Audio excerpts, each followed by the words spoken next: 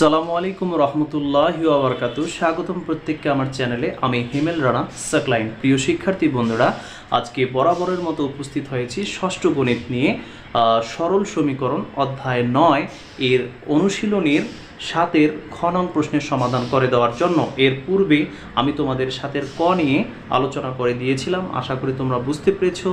তো আজকে আমি খ নং প্রশ্নের সমাধানটি করে দিচ্ছি। তাহলে শুরু করছি। প্রিয় শিক্ষার্থী বন্ধুরা, 7 নং প্রশ্নের 7-এর খ, খালি ঘর পূরণ করো।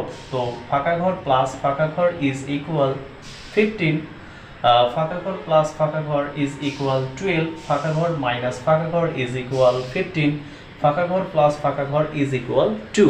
তার মানে হচ্ছে এই ঘরে এই ঘরে এই ঘরে এই ঘরে কি বসবে আমরা জানি না।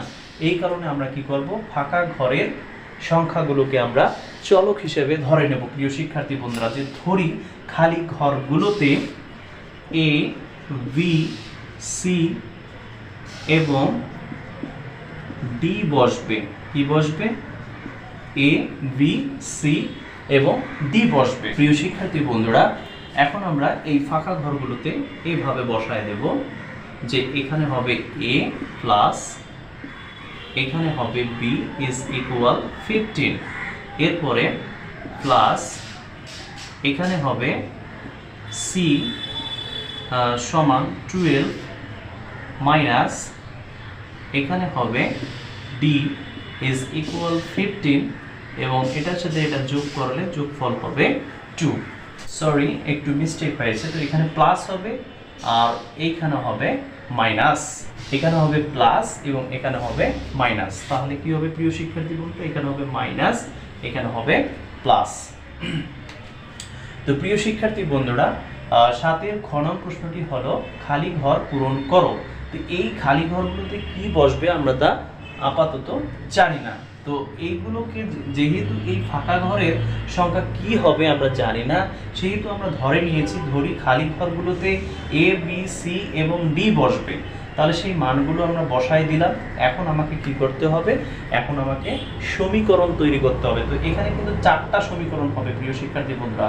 আমরা যদি নিচ থেকে এটাকে একটা সমীকরণ ধরি, আবার এটাকে যদি এই দিক থেকে সমীকরণ ধরি, এদিক থেকে সমীকরণ ধরি, আবার এদিক থেকে সমীকরণ ধরি, তাহলে কিন্তু আমরা 4টা সমীকরণ পাবো। এখানে প্রাপ্ত 4টি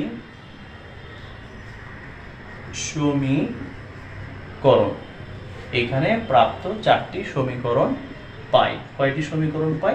4টি। সেই সমীকরণ 4টি হচ্ছে C plus D is equal 15, সমীকরণ number 1।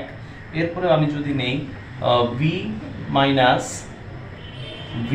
Minus D is equal 2, সমীকরণ নাম্বার 2। এরপরে এ প্লাস বি সমান 15, সমীকরণ নাম্বার 3 এবং এ প্লাস সি ইজ ইকুয়াল 12, সমীকরণ নাম্বার হচ্ছে 4। প্রিয় শিক্ষার্থী বন্ধুরা, তুমি যে দিক থেকেই সমীকরণ বানাও না কেন, সমীকরণ আমরা 4টায় পাবো। সির সাথে ডি যোগ করে আমরা C plus D is equal 15, সমীকরণ 1। বির সাথে ডি বিয়োগ করে আমরা সমীকরণ 2 পেয়েছি। এর সাথে বি যোগ করে আমরা সমীকরণ 3 পেয়েছি। এর সাথে সি যোগ করে আমরা সমীকরণ 4 পেয়েছি। তো প্রিয় শিক্ষার্থী বন্ধুরা, এখন আমরা কি করব? প্রথমেই 1 ও 2 নং সমীকরণ আমরা যোগ করব। এখন 1 ও 2 নং সমীকরণ যোগ করি। 1 ও 2 নং সমীকরণ যোগ করি। তো 1 নং সমীকরণ হচ্ছে C plus D plus B minus D is equal 15 plus 2। যোগটা ভালো করে বোঝার চেষ্টা করো যে সি প্লাস ডি এর সাথে আমি বি মাইনাস ডি কে যোগ করছি, তাহলে আমাকে 15-এর সাথে 2 যোগ করতে হবে। তো প্রিয় শিক্ষার্থী বন্ধুরা, এখানে দেখো মাইনাস ডি প্লাস ডি কাটা, তাহলে এখান থেকে আমরা কি পাবো বলো দেখি? সি প্লাস বি পাবো। অথবা আমরা যদি এটাকে সাজায় লিখি তাহলে বি প্লাস সি হবে। তাহলে B plus C is equal কত হবে? 17। এটা হচ্ছে সমীকরণ নাম্বার 5। তো এই যে আমরা বি প্লাস সি পাইলাম, এটা সমীকরণ আমরা কত পাইলাম? 5 পাইলাম। তো এখন আমরা কি করব? 3 এবং 4 নং সমীকরণ যোগ করব। আবার 3 নম্বর সমীকরণ 3 ও 4 নং সমীকরণ যোগ করি। তো 3 নম্বর সমীকরণটা হচ্ছে a প্লাস বি প্লাস 4 নম্বর সমীকরণটা হচ্ছে a প্লাস সি। তাহলে 3 নম্বর সমীকরণে আছে 15 এবং 4 নম্বর সমীকরণে আছে 12। তো এটাকে যদি এখন আমরা যোগ করি, দেখো প্রিয় শিক্ষার্থী বন্ধুরা, a আর a যদি যোগ করি আমরা 2a পাচ্ছি, b এর সাথে c যদি যোগ করি তাহলে আমরা b প্লাস c পাচ্ছি। এখন 15 এর সাথে 12 যোগ করলে আমরা 27 পাচ্ছি।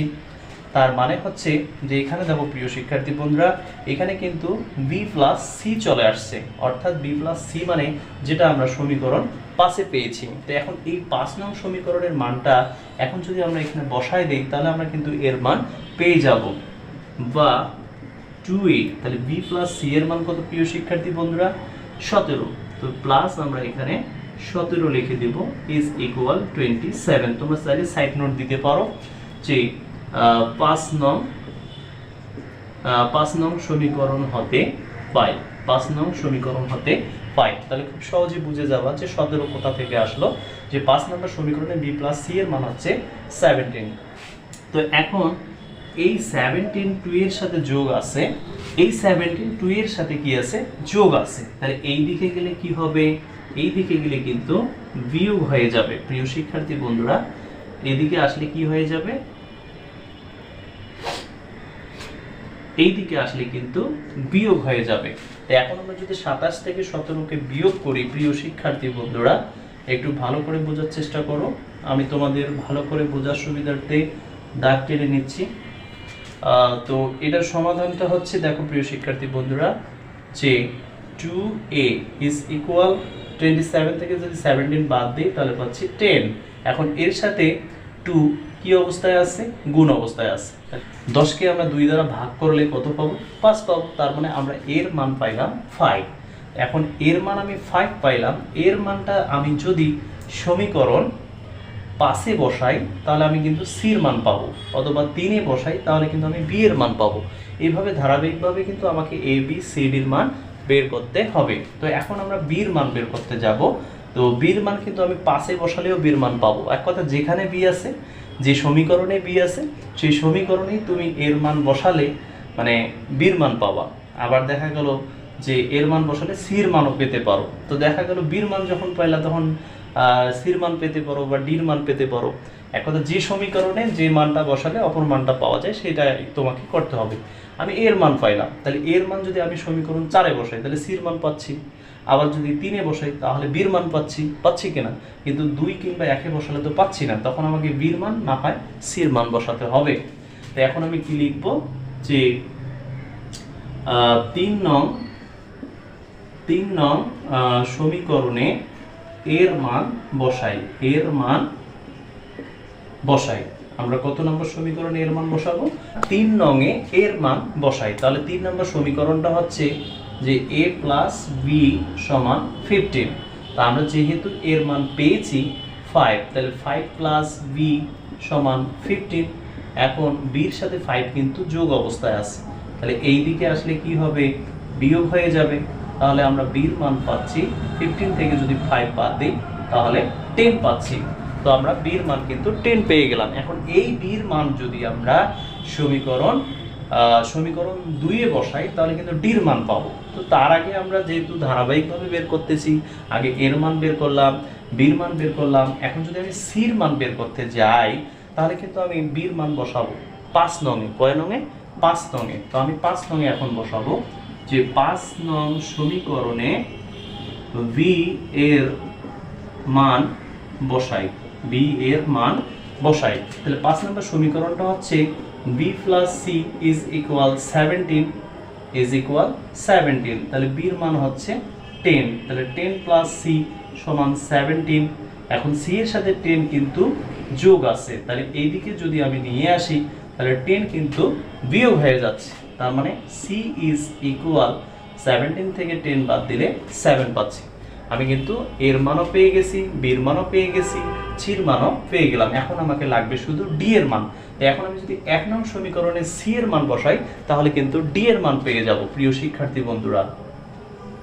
তো তোমরা দেখো সর্বশেষ এটাই যে 1 নং সমীকরণে সি এর মান বসাই। তো 1 নং সমীকরণটা হচ্ছে c + d = 15।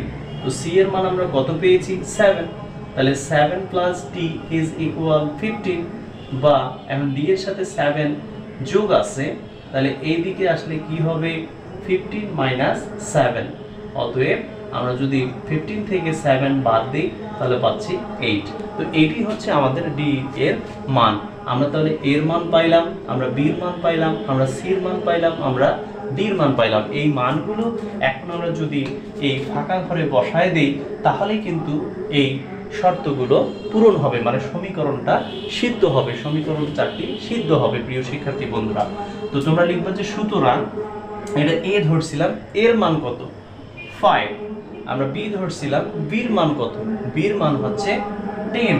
প্রিয় শিক্ষার্থী বন্ধুরা এখন যদি আমরা c এর মান এখানে বসাই 7, এরপরে d এর মান আমরা কত পেলাম, d এর মান আমরা পেলাম 8, তাহলে এখানে 8 বসাই দিলাম। এখন আমরা দেখব যে যোগ বিয়োগ করলে এই মানগুলো আসে কিনা। তো দেখো 5 এর সাথে যদি আমরা 10 যোগ করি তাহলে 15 পাচ্ছি, আর 5 এর সাথে যদি 7 যোগ করি তাহলে 12 পাচ্ছি, 7 এর সাথে যদি আমরা 8 যোগ করি তাহলে 15 পাচ্ছি, 10 থেকে যদি আমরা 8 মাইনাস করি তাহলে কিন্তু 2 পাচ্ছি। তার মানে আমাদের অঙ্কটি সঠিক হয়েছে প্রিয় শিক্ষার্থী বন্ধুরা। তো প্রিয় শিক্ষার্থী বন্ধুরা আমি আশা করি তোমরা এই ধরনের অঙ্ক এখন তুড়ি মেরে উড়াই দিতে পারবা। I hope understand.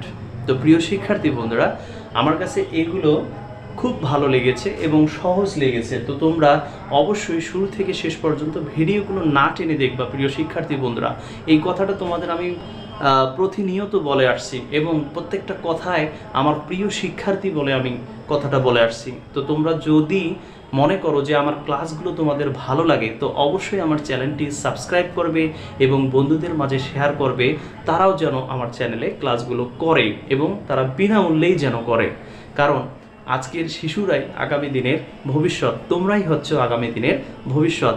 তো ভালো থাকবে, সুস্থ থাকবে, দেখা হচ্ছে পরবর্তী ক্লাসে। আসসালামু আলাইকুম ওয়া রাহমাতুল্লাহি ওয়া বারাকাতুহু।